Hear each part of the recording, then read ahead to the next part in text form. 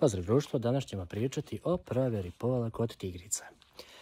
Kod tigrica je najlakše prepoznati pol, za razliku od nimfi, kojim smo pričali prošlog videa.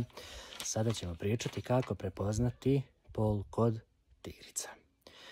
Kod tigrica je najlakše prepoznati, kao što sam rekao, potrebno je da se pogleda mjesto iznad kljuna, neko kaže nozdrve, neko kaže voštanice, i da se pogleda pol, da se pogleda boja.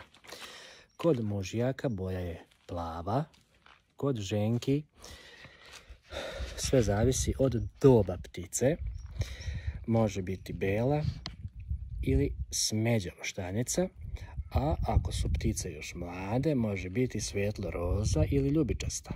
Za razliku od nimfi, tigrice nemaju veze sa pevanjem. Pevaju i mužjak, peva i ženka.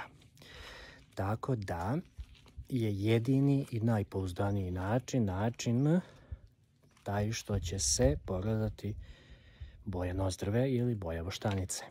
Jedino je teško prepoznati kod tigrica koje su mlađe od 3 mjeseca, to su još bebe, i tu se ne može baš prepoznati. To treba da se dočeka da priroda pokaže svoje najbolje i najpouzdanije, a to je boja voštanice ili boja nozdrve, kao što smo rekli. Mužjak plava, ženka bela ili smeđa. Hvala društvo, vidimo se u nekom sljedećem videu, a vi napišite u komentar ako imate prijedlog za koju pticu vas sljedeću zanima provjera pola. Pozdrav i do sljedećeg viđenja. Ćao!